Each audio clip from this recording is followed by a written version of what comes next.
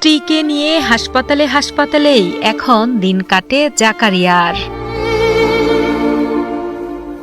একসময় মাত্র 14,000 টাকা বেতনে চাকরি করলেও ক্যান্সারে আক্রান্ত স্ত্রীর সেবা করতে গিয়ে হারান সেটিও।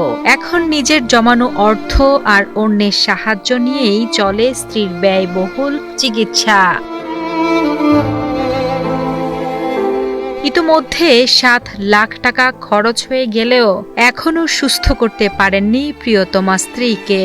বর্তমানে অনেক কষ্টে অসুস্থ স্ত্রী আর 4 বছর বয়সী সন্তানকে নিয়ে দিন যাচ্ছে তাদের। ছোট্ট সন্তানের জন্য প্রতিটি মুহূর্তেই বাঁচার স্বপ্ন দেখছেন মা হালিমা, কিন্তু অর্থের সীমাবদ্ধতার কারণে সেই স্বপ্ন ক্রমেই ফিকে হয়ে যাচ্ছে।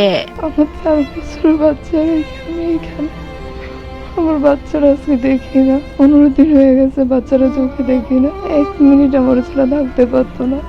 আমি একটু আমার সন্তানের জন্য বাঁচতেছে। আমি ছোটোখাটো একটা চাকরি করতাম, 14-15 হাজার টাকা বেতনের একটা কার্টুন ফ্যাক্টরিতে। তো ওই চাকরিটা 4-5 মাস আগে ছেড়ে দিছি আর কি। ওরও বাবা মা নাই, আমারও বাবা নাই, আমাদের দেখার মতো কেউ নাই আর কি। এই জন্য চাকরিটা আর ইচ্ছে করতে পারি নাই।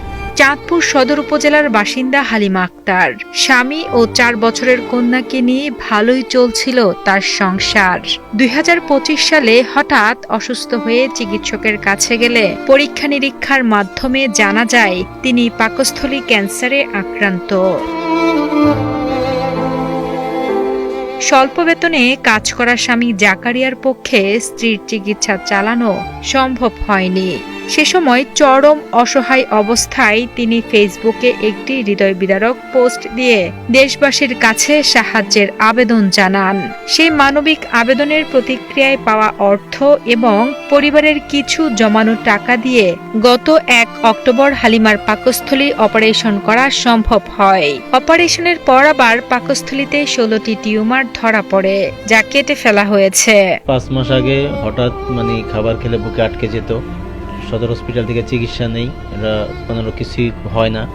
তো 4-5 দিনের মাথায় আমরা ভালো একজন ডাক্তার দেখাই, এন্ডোস্কোপি দিছিল আর কিছু ব্লাড টেস্ট করিয়েছিল।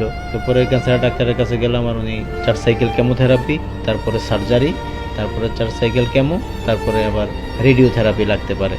অপারেশনটি সফল হলেও হালিমার লড়াই এখনও শেষ হয়নি। অপারেশনের পরবর্তী প্রয়োজনীয় ওষুধপত্র কেনা এবং আরও 4 সাইকেল কেমোথেরাপি ও রেডিওথেরাপি দেওয়ার জন্য যে বিপুল অর্থের প্রয়োজন তা স্বামী জাকারিয়ার পক্ষে জোগাড় করা কোনোভাবেই সম্ভব নয়। এই অবস্থায় ছোট্ট সন্তানদের জন্য হলেও বেঁচে থাকতে সরকার সহ দেশের বিত্তবানদের কাছে আর্থিক সহযোগিতার জন্য আবেদন জানান অসহায় হালিমা ও তার স্বামী। আমার জীবনটা বাঁচছে আমার হাজবেন্ডের কারণে। ও না থাকলে আমি বাঁচতে পারতাম না। ও আমার সব কিছু করছে, এই পর্যন্ত সেবা যত্ন সব করতেছে।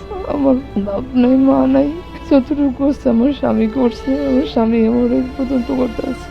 আমার স্ত্রীর জন্য বাকি চিকিৎসাটা যাতে করতে পারি, সবার একটু সহযোগিতাও চাই এবং সবার দোয়া চাই, যাতে আমার স্ত্রীটা সবার দোয়ায় সুস্থ হয়ে যায়, বাচ্চাটা তার মাকে যাতে না হারায়।